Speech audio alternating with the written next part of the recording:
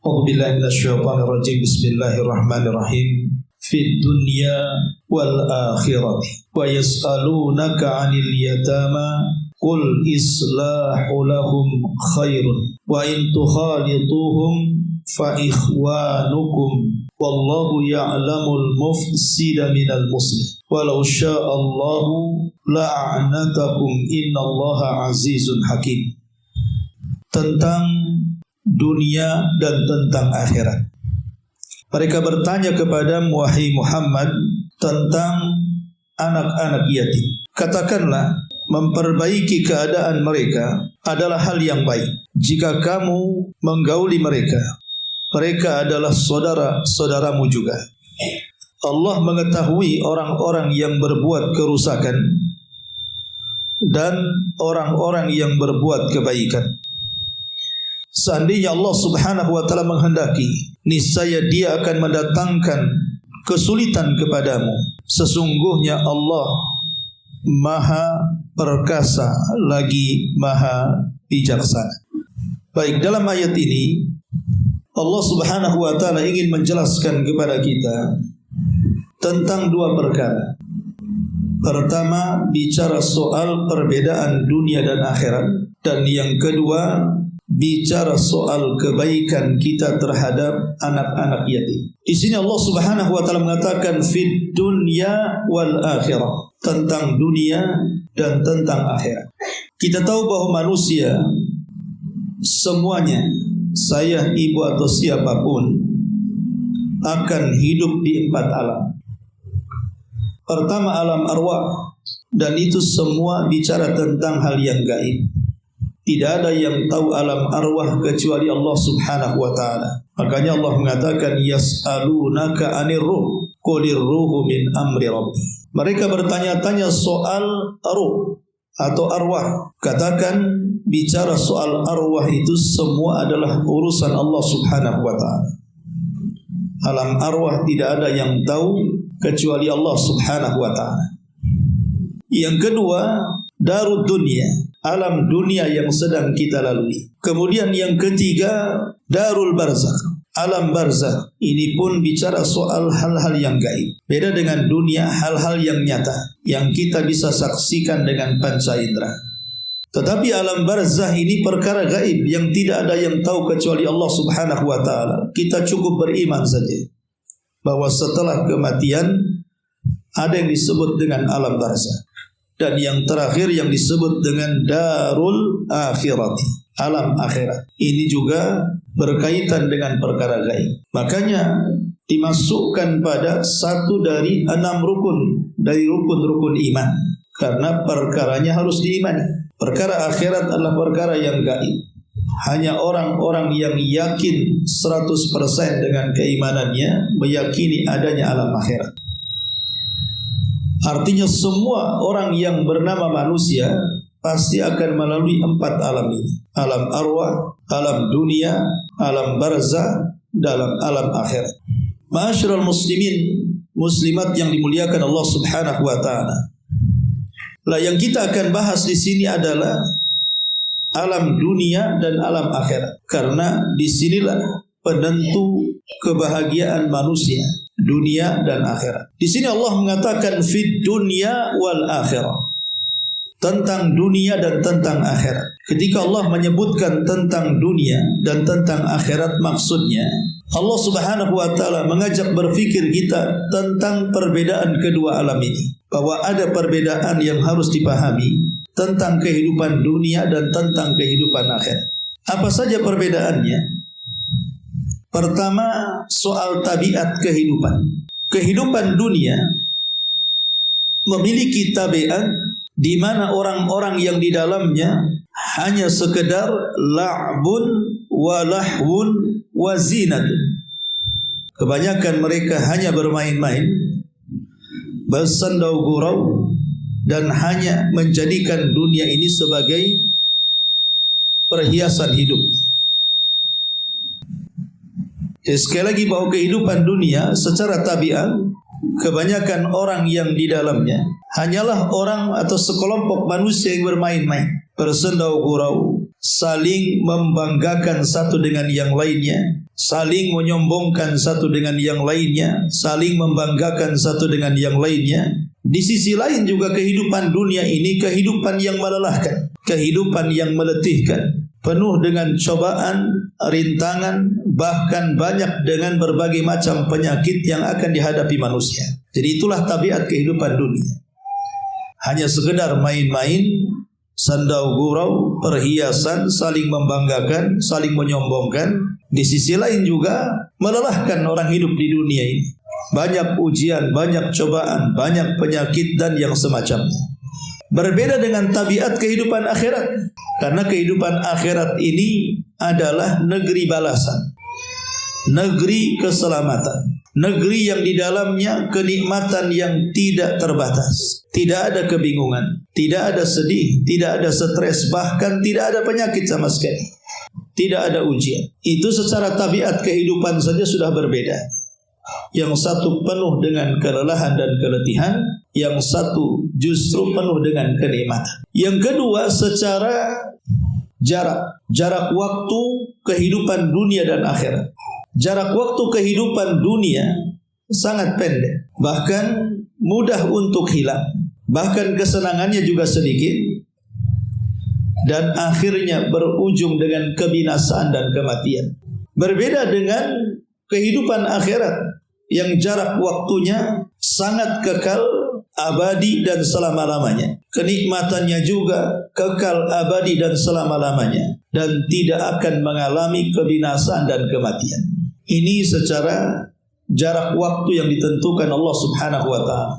Makanya istilahnya kehidupan dunia ini kehidupan yang pendek, kehidupan yang sesaat, kehidupan yang tidak selama-lamanya, tapi kehidupan akhirat, kehidupan yang kekal, kehidupan yang abadi, dan kehidupan yang selama-lamanya. Baik, kemudian yang ketiga, bicara soal tujuan. Puncak tujuan orang hidup di dunia dan puncak tujuan orang hidup di akhirat. Puncak tujuan hidup di dunia, Nabi SAW sudah memberikan isyarat bahwa dunia ini hanya tempat untuk beristirahat sejenak dari safar yang sangat lelah dan jauh. Artinya dunia ini hanya persinggahan sebentar, hanya tempat beristirahat untuk melanjutkan safar yang melelahkan, dan hanya untuk mencari perbekalan untuk meneruskan perjalanan. Tetapi tujuan akhirat beda dengan tujuan dunia, karena tujuan akhirat adalah akhir dari seluruh tujuan manusia, akhir daripada terminal perjalanan manusia, di mana ketika manusia sampai di akhirat, terutama sampai tujuan utamanya masuk ke dalam sorga, maka dia tidak akan pernah keluar dari sorga dan akan hidup selama-lamanya. Itulah tujuan akhir daripada manusia. Kemudian yang ketiga, yang keempat, dari segi kenikmatan, kehidupan dunia dan akhirat itu berbeda. Kenikmatan dunia ini, senikmat-nikmatnya kehidupan dunia, ada batas waktu hilangnya. Contoh saja, lihat di badan kita sajalah. Mungkin ketika Allah Subhanahu wa ta'ala berikan nikmat kepada ibu usia muda, pandangan masih tajam melihat, pendengaran masih tajam mendengar, lidah pun masih lancar bicara, kaki pun masih kuat berjalan berkilo-kilo, tangan pun masih kuat mengangkat seberat apapun, bahkan kesantikan, ketampanan, dan begitu seterusnya. Itu sebuah nikmat yang besar. Tapi apakah nikmat itu berjalan seperti itu? Tidak, ada batas waktunya. Ketika usia sudah mulai lanjut dan rentak, pandangan mulai rabun. Kadang-kadang harus pakai kacamata. Kacamata pun lama-lama jadi tajam, tebal, yang melihat macam keluar jadinya matanya. Yang kedua juga, pendengaran juga mulai berkurang. Kadang-kadang mendengar itu harus yang bicara diulang-ulang. Kamu ngomong apa sih? Saya dengar, saya dikeraskan. Dan begitu seterusnya. Langkah kaki mulai goyah. Yang dulunya 2 kilometer terengah-engah pun tidak. Sekarang 2 langkah saja sudah mau copot tenggorokan. Nah, ini menunjukkan bahwa nikmat dunia ini berkurang. kecantikan memudar, ketampanan juga sama, badan juga sudah mulai banyak penyakit dan yang semacamnya. Berbeda dengan kehidupan akhirat. Makanya Allah mengatakan wal akhiratu khairun wa abqa. Akhirat itu jauh lebih baik secara kenikmatan, bahkan lebih kekal secara kenikmatan. Ini dari segi nikmat. Kemudian yang kelima. Yang kelima bicara soal amalan. Dunia ini dijadikan oleh Allah Subhanahu wa taala untuk melakukan banyak amalan. Maka siapa yang kemudian banyak melakukan amalannya untuk persiapan akhiratnya, maknanya dia mempersiapkan diri untuk akhiratnya dengan baik, maka ketahuilah dia akan mendapatkan hal yang baik setelah kematiannya. Tapi kalau dia malas-malas beramal, salat malas, puasa malas, zakat malas, semua malas, tidak ada persiapan untuk akhiratnya, maka balasannya juga sama. Dia tidak akan mendapatkan apapun setelah kematiannya. Makanya Allah mengatakan, "Wa ma tuqaddimu li anfusikum min khairin tajiduhu indallah." Apapun yang kalian lakukan dari kebaikan, maka kebaikan itu akan Anda dapatkan balasannya di sisi Allah Subhanahu wa taala. Maka sebaliknya juga apapun yang kalian peruntukkan untuk Allah dari kejahatan, maka kalian pun akan mendapatkan balasannya di hadapan Allah Azza wa Jalla, kecil ataupun besar. Wa man ya'mal mithqala dzarratin khairan yarah wa man ya'mal mithqala dzarratin syarran yarah. Dan yang terakhir al-qimah, soal harga dunia dan harga akhirat. Dunia ini di sisi Allah Subhanahu wa taala tidak ada harganya, tapi akhirat itulah harga yang sesungguhnya. Makanya Nabi SAW sampai mengatakan, "Lau kanatid dunya ta'dilu indallahi janaha ba'udah, ma saqa kafir syurbata ma'in." Kalau seandainya dunia ini ada harganya, walaupun seperti sayap seekor nyamuk, tentu orang kafir tidak akan diberikan air walaupun setetes daripada air. Tapi karena dunia tidak ada harganya, orang kafir sesuka-suka mereka minum, makan, menikmati hidup dan begitu seterusnya. Menunjukkan bahwa dunia ini tidak ada harganya. Maksudnya tidak ada harga di sisi Allah Subhanahu wa taala. Di mana orang-orang yang hidup di permukaan bumi ini, sekaya apapun, tidak akan dihargai Allah. Setinggi apapun pangkat jabatannya, tidak akan mendapatkan penghargaan di sisi Allah. Secerdas apapun, sampai dia menemukan berbagai macam penemuan, listrik, ataupun alat-alat yang bisa digunakan hari ini, pesawat, kereta, mobil dan yang semacamnya, itu tidak ada nilai di hadapan Allah. Kenapa tidak ada nilai? Karena Allah tidak menilai dari sisi dunia. Makanya Allah Subhanahu wa taala, Rasul sallallahu alaihi wasallam sampai mengatakan, "Innallaha la yanzuru ila suwarikum wala ila amwalikum, walakin yanzuru ila qulubikum wa a'malikum." Allah tidak akan melihat bentuk rupa kalian. Anda mau rupa rakyat biasa, rupa orang kaya, rupa para pejabat, Allah tidak akan melihat. Walaupun menggunakan pakaian yang pangkatnya nempel semua di bajunya, Allah tidak akan melihat. Atau topi yang menjadi kebesaran di mahkamah hakim dan yang begitu seterusnya, Allah tidak akan melihat. Ataupun harta-harta kalian, sekaya apapun Allah tidak akan melihat. Lalu yang dilihat apa? Yang ada di nilainya di sisi Allah itu apa? Hati dan amal kalian. Dari sini kita tahu bahwa dunia ini tidak ada harga di sisi Allah. Yang berharga di sisi Allah adalah hati. Yang berharga di sisi Allah adalah amal. Makanya Allah Subhanahu wa taala mengatakan, "Inna akramakum indallahi atqakum." Sesungguhnya orang yang paling mulia di antara kalian adalah orang yang paling bertakwa kepada Allah Subhanahu wa taala. Sampai Rasul mengatakan dalam khutbatul hajah pada hajjatul wada', Rasul mengatakan, "La fadla bainal arabi wal a'jam walal aswad alal ahmar illa bitaqwallahi azza wa jalla." Tidak ada beda di antara kalian yang orang Arab, yang bukan orang Arab, yang berkulit merah, yang berkulit hitam, karena keutamaan yang paling tinggi di sisi Allah hanyalah ketakwaan kalian kepadanya. Inilah 5 perbedaan antara dunia dan akhirat. Secara tabiat dunia berbeda dengan akhirat. Secara waktu dunia berbeda dengan akhirat. Kemudian tujuan juga berbeda, dunia dan akhirat. Kenikmatan juga berbeda, dunia dan akhirat. Termasuk juga amalan. Dunia tempat beramal, tapi akhirat tidak tempat beramal. Akhirat itu tempat balasan. Dan juga yang terakhir tentang harga. Dunia berbeda harganya dengan akhirat. Ma'asyiral muslimat yang dimuliakan Allah Subhanahu wa taala. Dari sini kita tahu bahwa dunia adalah jembatan. Dunia adalah jembatan untuk menyeberangi akhirat. Ma'asyiral muslimat yang dimuliakan Allah Subhanahu wa taala. Sedikit kita bicara soal perbedaan dunia dan akhirat lebih luas lagi. Kita tahu bahwa Allah Subhanahu wa taala telah menguji kita di dalam kehidupan dunia ini. Tidak lain dan bukan supaya Allah melihat bagaimana kita mengerjakan sesuatu.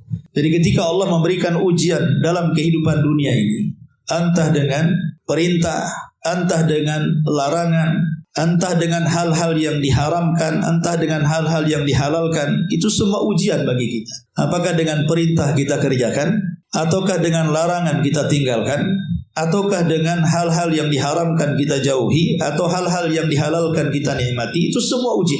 Karena tidak semua orang berhasil dalam ujian ini. Buktinya banyak yang melanggar perintah, buktinya banyak yang melakukan larangan, buktinya banyak yang memakan yang diharamkan, buktinya banyak orang yang tidak suka dengan yang dihalalkan. Berarti kan orang ini tidak lulus ujian.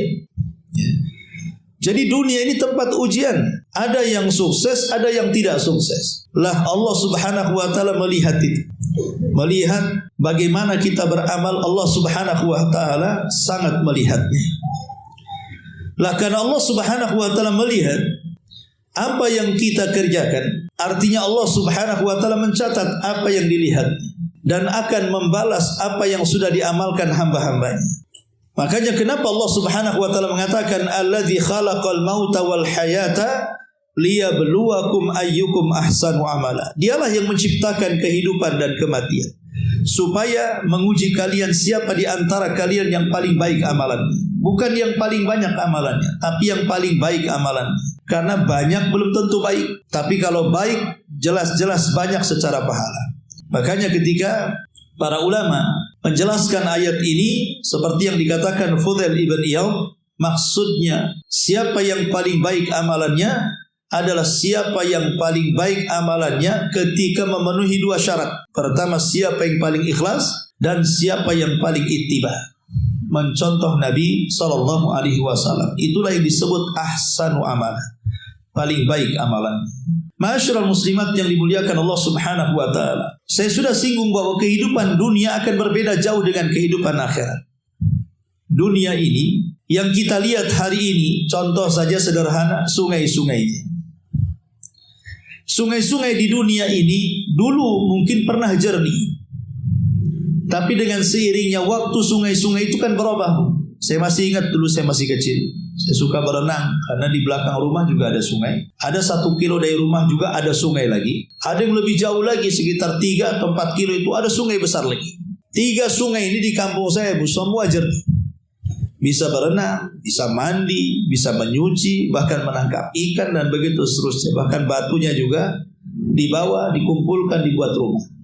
Tapi hari ini nggak ada satupun sungai yang bisa dipakai karena semua tercemar limbah pabrik tahu, pabrik-pabrik yang lainnya. Jangankan lagi mau menengok sungai, dari kejauhan saja mencium sungai itu sudah bau sekali. Artinya bahwa terjadi perubahan tuh sungai-sungai di dunia, berbeda dengan sungai-sungai di akhirat. Makanya Allah Subhanahu wa taala sampai mengatakan di akhirat itu ada sungai jernih yang tidak akan pernah berubah. Ada sungai susu yang tidak akan pernah berubah rasanya. Ada sungai madu yang sangat jernih dan sudah disaring.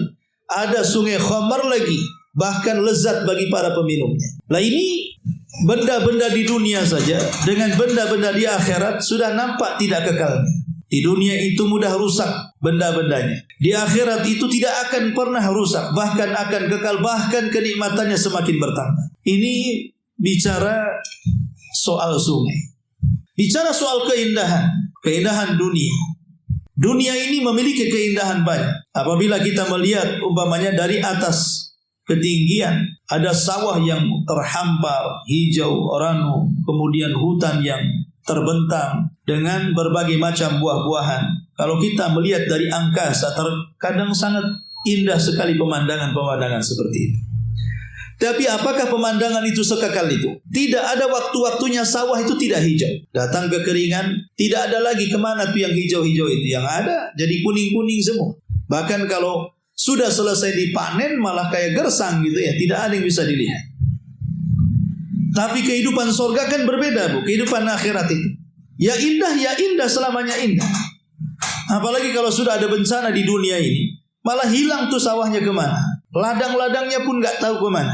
Lihatlah yang terjadi di Aceh, di Sumbar, di Sumut itu. Mana ladang-ladangnya itu? Mana taman-taman indahnya? Gak ada. Itulah kehidupan dunia. Hakikatnya seperti itu. Satu hari pasti akan hilang kenikmatan dan pandangan indahnya. Tapi akhirat itu sudah akan berbeda. Dari segi bau. Di dunia, ya mungkin yang bau enak itu ya mungkin wewangian. Sampai tahan berapa banyak di dunia ini.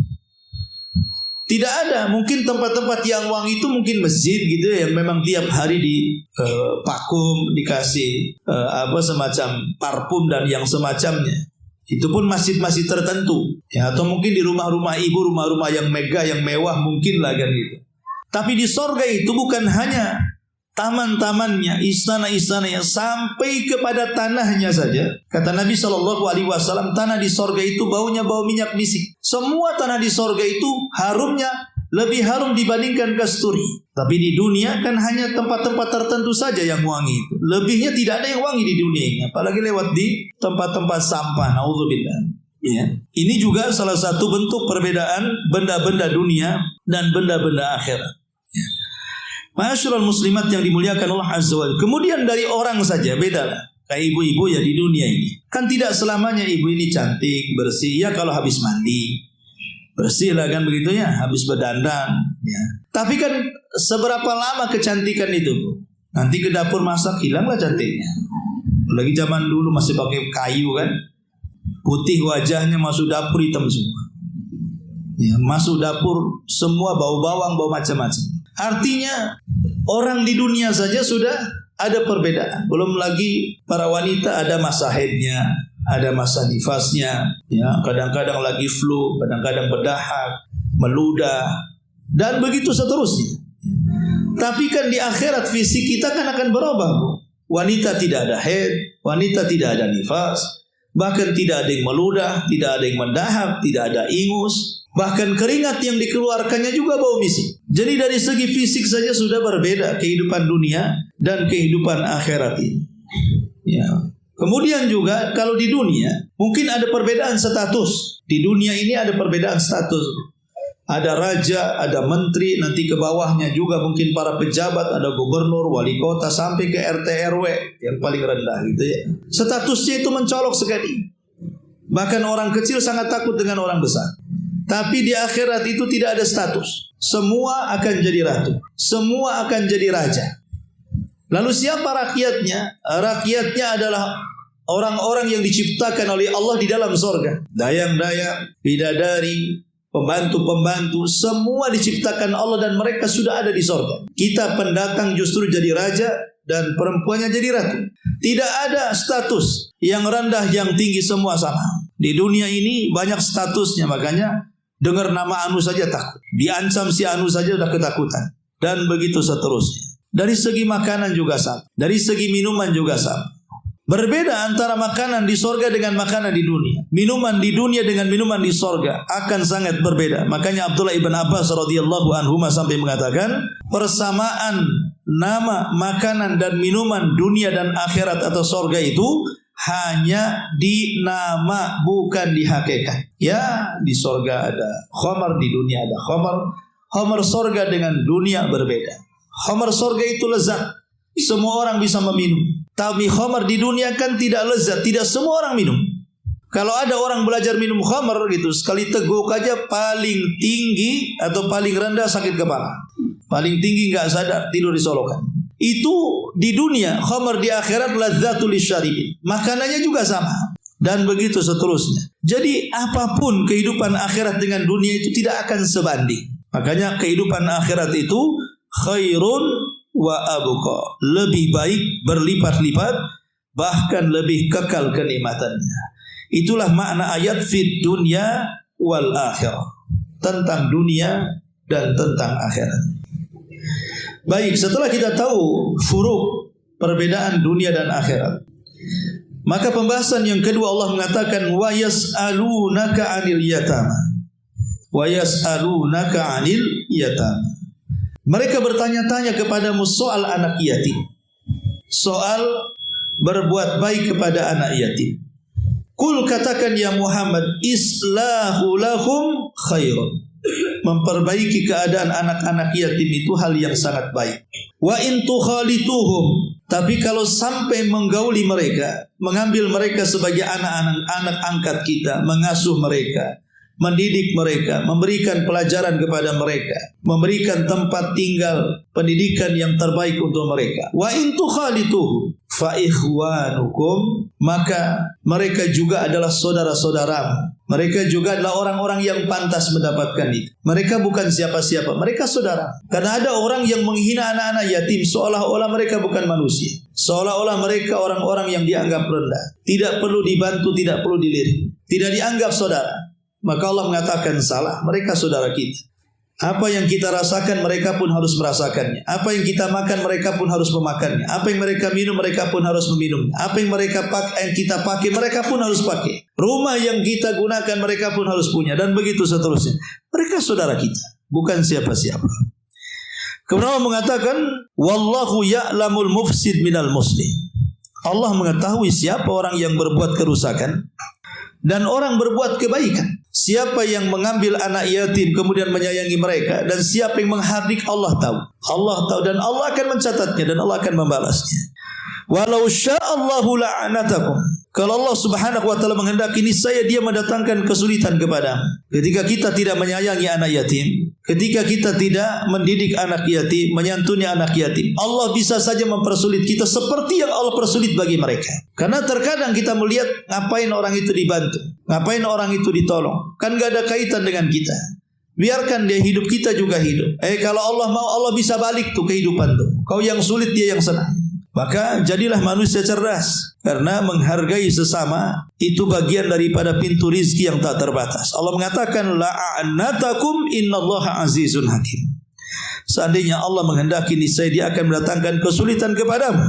Sesungguhnya Allah itu maha perkasa lagi maha bijaksana. Perkasa, Dia bisa menghukum siapapun, tapi bijaksana, kalau dia berbuat baik pasti Allah akan balas. Dia perkasa, kalau kita macam-macam sama anak yatim, Allah bisa balas. Tapi kalau kita berbuat sayang dengan anak yatim, Allah juga bijaksana. Allah pasti akan berbuat baik kepada kita. Al jaza min jinsil amal. Kebaikan itu disesuaikan dengan amalan. Ayat ini mengajarkan kepada kita tentang fadlu kafalatil yatim, keutamaan merawat anak yatim. Paling tidak, kalau kita bisa mengkafil anak yatim, kita akan mendapatkan dua manfaat. Pertama, manfaat dunia. Yang kedua, manfaat akhirat. Pertama, manfaat dunia. Pertama, al-barakatu fir rizki wal mali. Dipastikan siapapun yang merawat anak yatim, maka dia akan dapat berkah. Dapat berkah pada rizkinya dan dapat berkah pada amalan, pada hartanya. Rizki dan juga hartanya. Tentu rizki lebih umum dibandingkan harta. Karena rizki ini apa yang Allah berikan kepada kita. Suami ibu adalah rizki, sebagaimana seorang istri juga rizki bagi suami. Anak rizki bagi orang tuanya, orang tua juga rizki bagi anak. Jadi kalau orang merawat anak yatim, maka rizkinya akan diberkahi. Mungkin suami istri akan berkah, anak dan hubungan anak dan orang tua juga akan berkah. Tidak akan pernah ada perdebatan, percekcokan, atau sampai kepada perceraian dan begitu seterusnya. Hartanya pun akan berkah. Maksudnya berkah itu akan bertambah, baik bertambah secara nominal atau bertambah secara kebaikan. Tidak disia-siakan kepada hal-hal yang tidak ada manfaatnya. Itu pintu rizki, dan Allah akan tambah barakah pada harta dan keluarga. Nabi mengatakan secara umum, ma naqasa min mali sadaqah. Tidak ada yang berkurang harta yang disedekahkan. Yang lembut hatinya dan jiwanya akan tenang. Hatinya lembut, jiwanya tenang. Karena hanya orang-orang yang punya kelembutan yang mau merawat anak yatim. jiwa-jiwa yang tenang yang bisa mengkafil anak yatim. Adapun yang keras hatinya, yang tidak punya ketenangan jiwanya, tidak mungkin ada sahabat yang mengatakan, Rasul, saya ini keras hati. Apa ada obatnya? Kata Rasul, ada. Sentuh kepala anak yatim, kata Nabi.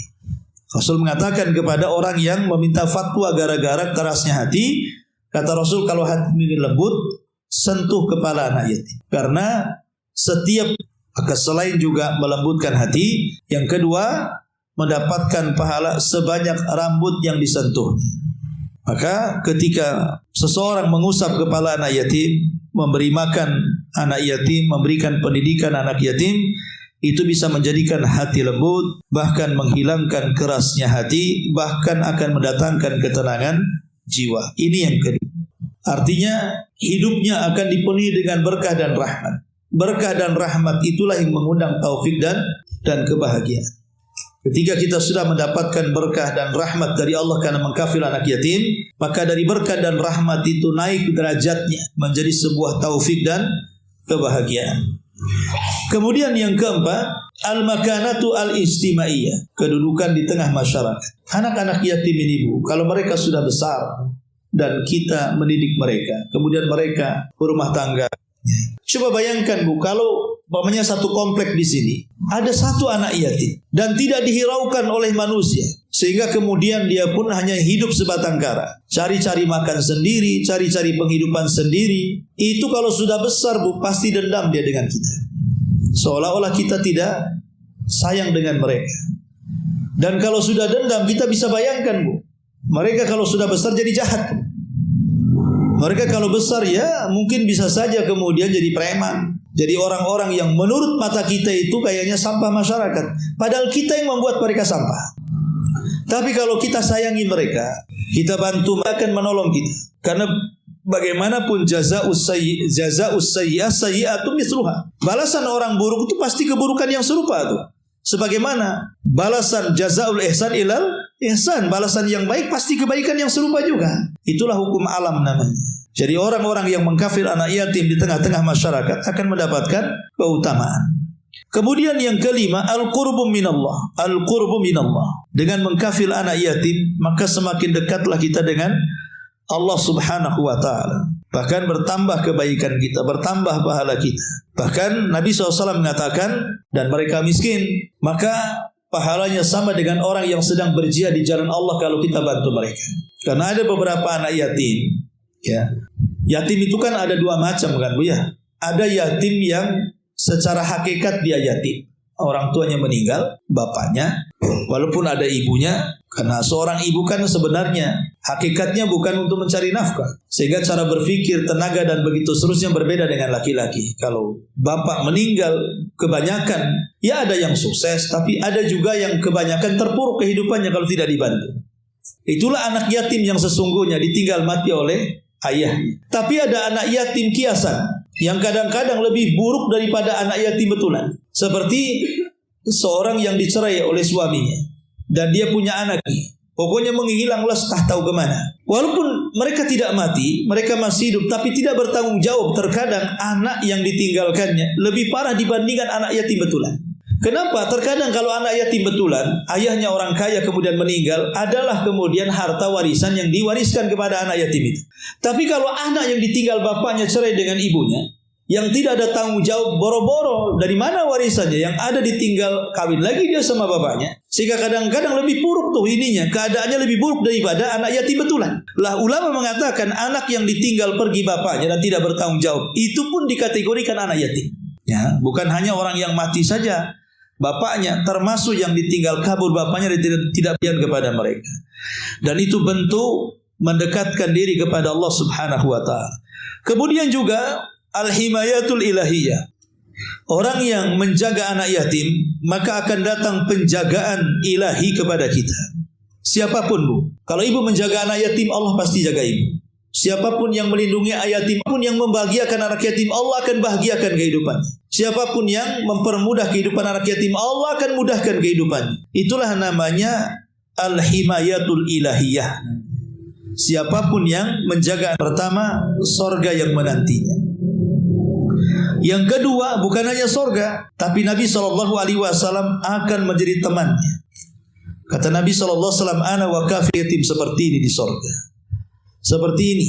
Kemudian Rasul menjarangkan, nah, seperti ini, saking dekatnya. Ya, seperti juluk, telunjuk dan jari tengah. Ini yang kedua. Ya. Kemudian yang ketiga, bahwa orang-orang yang menjaga atau merawat anak yatim, maka di akhirat, maka mudah dalam timbangannya, dipermudah dalam titiannya, dipermudah masuknya dia ke dalam surga. Bahkan Rasul pernah berpapasan dengan seorang ibu, hampir masuk surga duluan sebelum dia. Kata Rasul, tunggu dulu, kenapa engkau mau bersamaku, sama-sama masuk surga, beriringan maksud ini.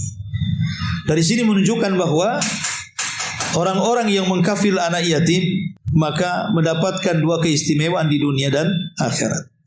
Adapun kalimat yatim secara definisi adalah man mata abuhu wa huwa duna sinil bulu. Siapa yang meninggal ayahnya dan belum perempuan, berarti dari usia lahir sampai 9 tahun. Ya.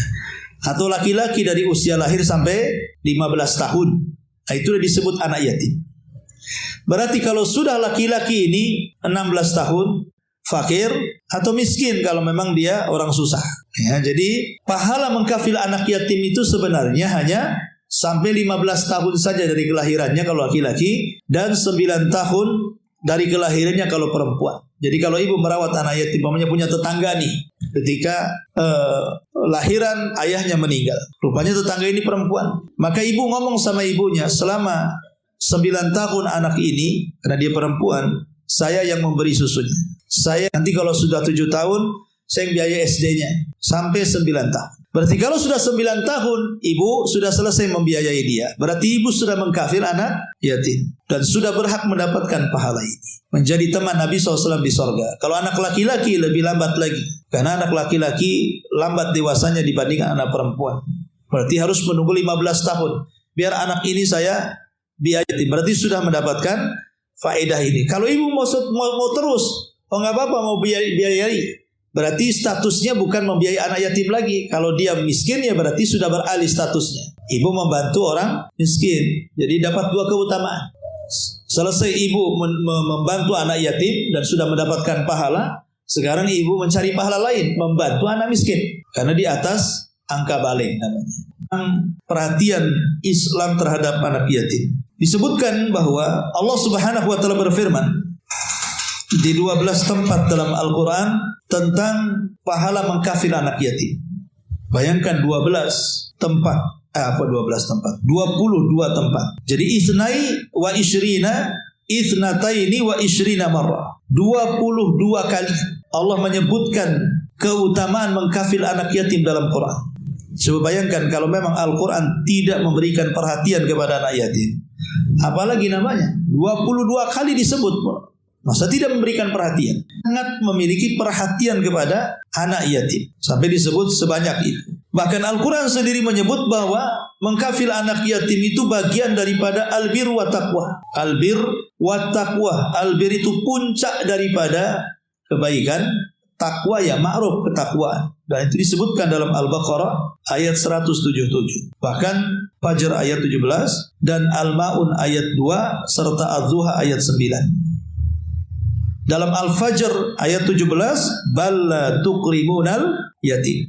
Bahkan mereka tidak pernah menghargai anak yatim. Dan itulah ciri-ciri orang kafir. Al-Ma'un ayat 2, fadzalika alladzi yad'ul yatim. Setelah Allah, jangan kau hardik. Lihat bagaimana perhatian Allah Subhanahu wa taala sampai memburu-burukan orang yang tidak memuliakan anak yatim. Bahkan Al-Quran sendiri memerintahkan kita untuk menjaga harta mereka, bahkan melarang untuk memakan harta mereka, bahkan mengancam siapapun yang memakan harta mereka akan sama halnya memakan api neraka. Dan itu disebutkan dalam surah Al-An'am ayat 152. Kemudian juga Nabi SAW melarang seseorang untuk merendahkan anak yatim. Dan Nabi SAW menghabarkan bahwa setiap para pengkafil anak yatim akan mendapatkan surga, tentang bagaimana keutamaan yang disebutkan Rasul memelihara anak yatim seperti lembutnya hati, harta pun jadi berkah, ya, dan akan bertambah. Termasuk juga dia akan mendapatkan kebaikan anak yatim. Jika kalau anak yatim ini dewasa dan hidup dan kita pelihara, maka pasti Allah Subhanahu wa taala akan membalaskan kebaikan kita, baik lewat tangan anak yatim sendiri ataupun lewat usaha-usahanya yang Allah mudahkan urusannya. Dan tentunya banyak lagi tentang keistimewaan mendidik anak yatim. Baik.